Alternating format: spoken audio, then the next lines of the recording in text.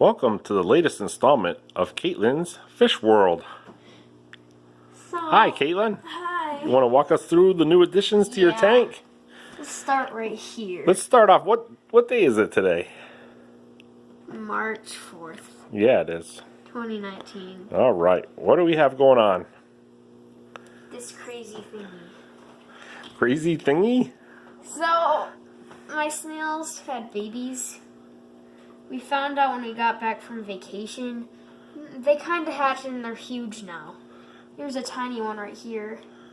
How big were they when they were first born? Like, smaller than a grain of sand. Or, not sand, a grain of rice. Here's our biggest one right here. Where? Right here. It's climbing? Yeah. It's huge. And then down... You say it's huge compared to what? Huge compared to this. That's our smallest one. That's the smallest one right there? Yeah, it's a little dwarf. Some eat more than others? Yeah. How many snails do you think are in there? At least like 50 or 70. You gave some to your friends? I gave 3 to my friends and then 5 to my beta. 5 are in the beta tank upstairs? Yeah. All right. Right here there's a platinum gourami who was just probably chewing on an algae pellet or something. Here it goes. They're like pearls. They like to chew on the same algae pellets that the snails like to eat? Yeah. And then we got more giant danios since all our fish got cooked except of 3. We had a little mishap with a heater that went out of whack. It went to like 100 degrees and it cooked them. When we were transferring the fish to a different tank so that we could upgrade this tank. Yeah. We got a new tank and everything. And then when my dad was trying to drill a hole, there was a really bad mistake. The whole back glass shattered back here, but luckily we got a new glass. So I was drilling the hole to make a sump overflow, and we found out that it was tempered glass. In it. So the glass exploded, and I had to have a glass shop make a new piece with a hole cut in it, and then we had to glue it in. Took a little while. Yeah. But we got it figured out. And then we have some glowfish. Glowfish? We have some smaller ones that they got sucked in the filter. We had some mishaps with those too. And then you got... So which ones survived from your old tank? Our algae eater.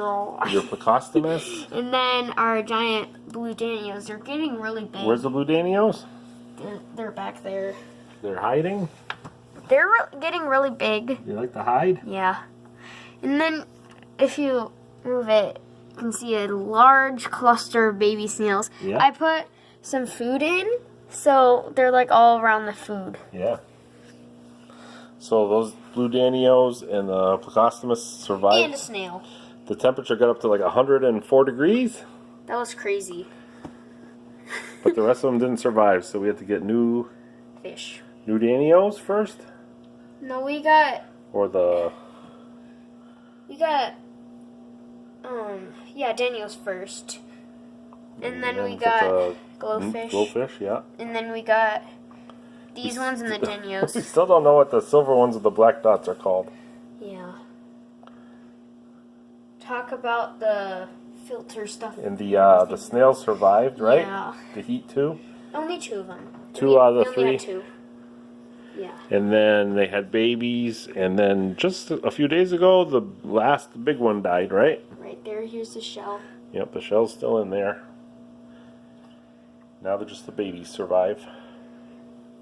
So what kind of upgrades did we do to the tank once we replaced the glass in the back? We got like this, what's it called? Sump? Yeah. And then there's a...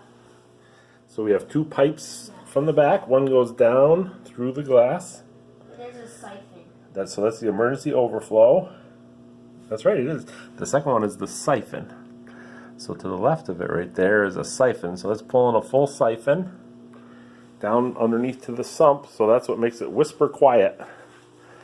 So if we listen... Well, it's louder since I opened the doors. So you can hear the pumps running a little bit, but no gurgling. No. No. What? Chewing on the baby snail cluster. All right. So can we look at the sump underneath?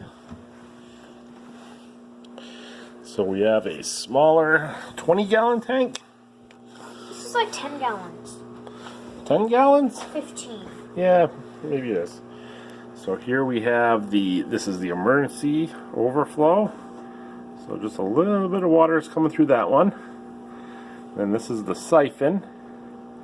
So the siphon has an adjustable valve for flow, so you can adjust it so it just barely lets water through the overflow. Then if we lose power and the siphon loses its prime, then all the water goes down the emergency overflow. So there it goes into a container that has our filter media. So that is mechanical filtration. So we put a piece of cloth up here to get the bigger stuff, and then underneath it is the polypropylene And then the lava fiber. rocks. It gets the finer stuff. And underneath that we have lava rocks. That's for our, you know what that's called? Poop. That's our biomass, it's called. So that does our biofiltration. And then from there we got a heater, digital heater. Which doesn't overcook the fish. Nope. It stays set at 85 degrees. Hold on. And then we've got our pumps that pump it through these clear tubes up the wall, across the top, and then we got two outlets, one on the left corner and one on the right corner. Those have holes drilled in them so that they don't back siphon if we lose power. And then what else do we add? Oh, I almost forgot. So we added pipes that go down the wall right there. They're covered up by that white cover. They go down the back, across the top, and then I don't know if you can see them right there. They get onto a pipe so we can turn those valves right there, and we can control the amount of water coming in. So when we do a water change, we don't need to use any garden hoses or anything. The water comes right down, fills up the sump, and the pumps push it back up into the tank. And then the smaller pipe right here, Baby snails. yeah, the baby snails like to climb on. That pipe goes up the wall, then it goes across the ceiling, and then if we follow it into the other room, It's a mess. yeah, a little bit of a mess. It goes down the wall right here, And then into the sink. right into our sink. And if we open this valve right here, it pulls the siphon. So when we want to drain the water, just open that valve, it pulls the siphon, and it drains the tank. Again, without having to have any kind of tubes. A lot easier. A lot easier. And cleaner. And less spills. Here's our old tank right here. Yep. And then Maybe we'll do something with that. something cool is this blue thing. It's bubbles, and my dad can turn it off with his phone. I can't show it with my phone because we're using my phone to video, but there is a smart outlet right here. I can press the button on it, and it starts the air pump, which I see bubbles. sends bubbles up. So I get that on a timer, so it turns on at night after I go to bed, then turns off mid-afternoon, so keep the water aerated. I think it might help that biomass too a little bit. I'm not sure on that one. I have to do some research. But The big baby snail made it to the top. it did. Yeah. Did it win the race? Can I take it out? No. Yes. Let's not. Yeah. And then my dad was bad. I told him to put the baby snail back in the tank. It was in like a cup. Wait. Why did I have to take it? Because I'll put it back. Because I took out the baby snail. Why do you take them out? It's fun. Let me see it. So it dried up and died because it was in a cup. bad. Here's an empty shell. That's Empty one. that's a baby one from when it was maybe a couple weeks old. Yeah. Anyhow, that's our tank. Thanks for walking us through, Kaitlyn. Mm-hmm. We'll have to do another one soon. Yep. Have a good day. Bye.